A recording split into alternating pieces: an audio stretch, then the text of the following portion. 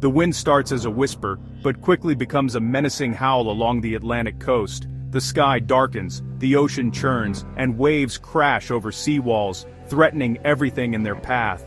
Rain arrives in blinding sheets, driven sideways by gale-force winds, transforming streets into rivers.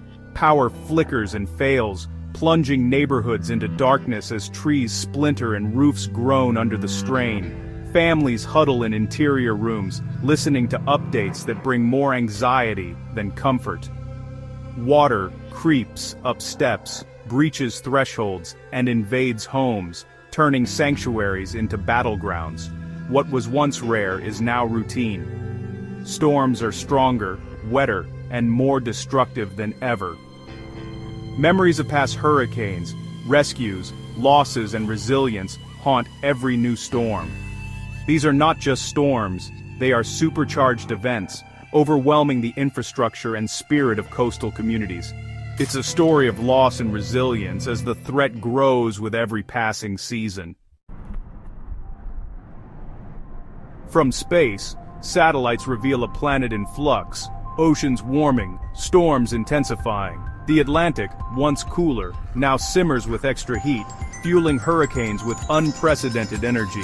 Satellites track these storms from their first swirl to their monstrous landfalls, measuring the water vapor they carry. The data is clear. Hurricanes are getting wetter, acting like sponges that soak up and unleash more rain than ever before. Warmer air holds more moisture, a basic law of physics now playing out on a global scale. As the planet heats up, hurricanes draw from a superhydrated atmosphere, making them fundamentally more dangerous.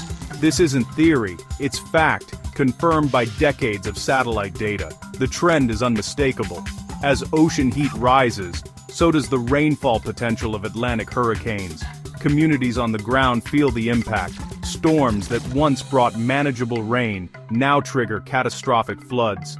The sky's capacity for rain has grown, turning ordinary storms into disasters. The view from space confirms what we already know. The storms are bringing more water than ever. Our world is wetter, and the consequences are everywhere.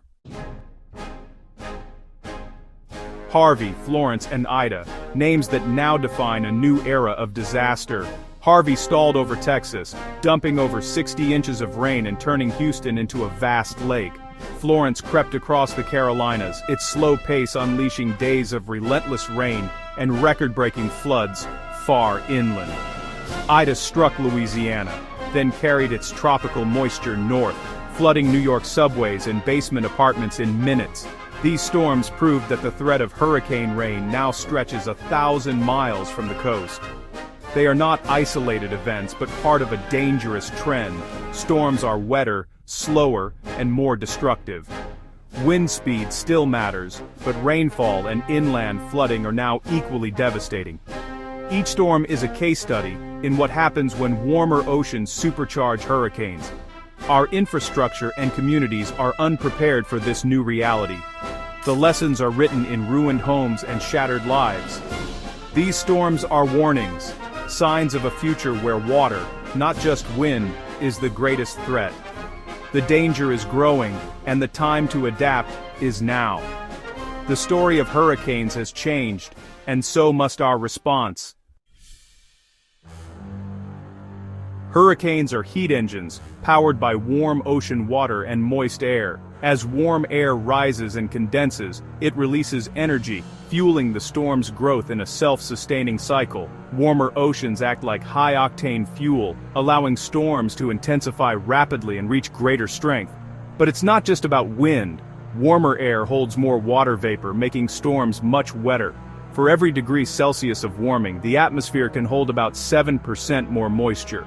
With global temperatures already up, hurricanes now tap into a supercharged environment. Climate change may also be weakening the steering currents that guide storms, causing them to stall and dump more rain over one area. Slower storms mean longer, lasting, more severe floods.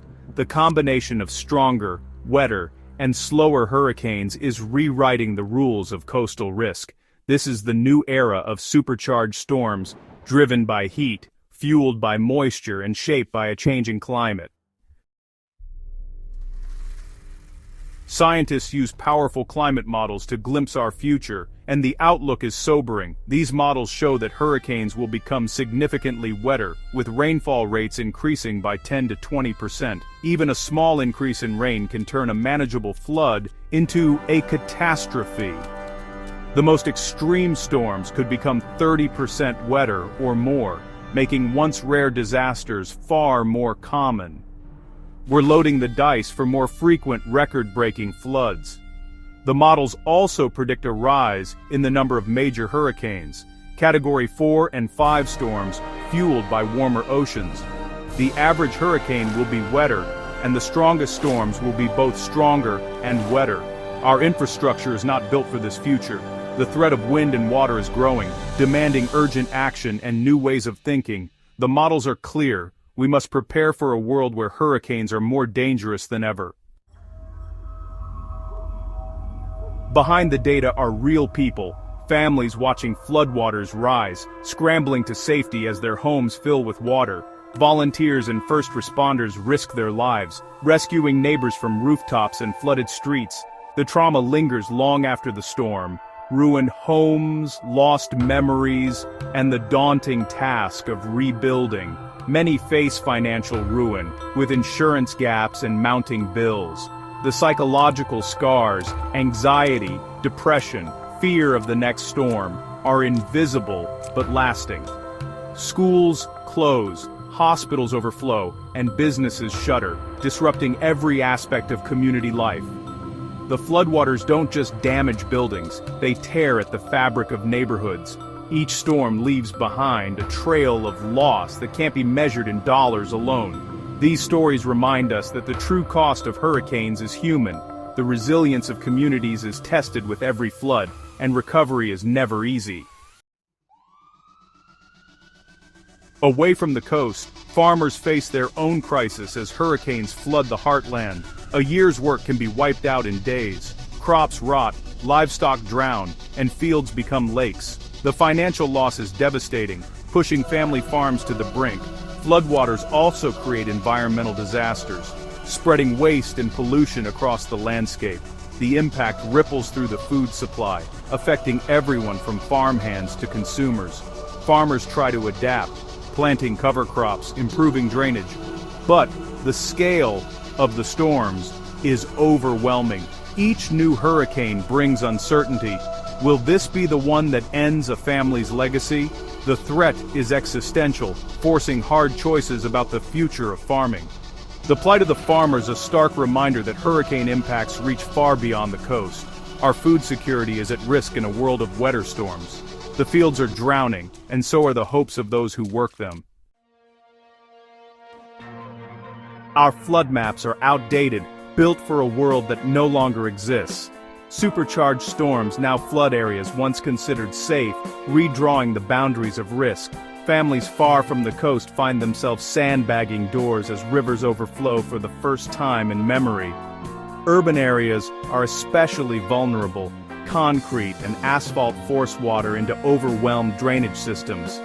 The devastation in cities like New York proves that no place is immune. We must update our maps, reassess risk, and recognize that millions more now live in high-risk zones. For homeowners, this means new insurance requirements and hard choices about where to live.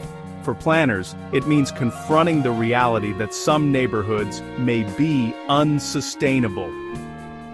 The concept of a rare flood is vanishing. Adaptation is urgent. The lines on the map are moving, and we must move with them. Communities are adapting, elevating homes, building green infrastructure, and restoring natural barriers. Technology helps, with better forecasts and real-time flood warnings saving lives. But adaptation only buys time. It doesn't solve the root problem. We can't build our way out if storms keep getting stronger and wetter. The science is clear. Greenhouse gas emissions are fueling these supercharged storms. Mitigation, cutting emissions and transitioning to clean energy, is the only permanent solution. The future of our cities, food supply, and safety depends on choices we make now.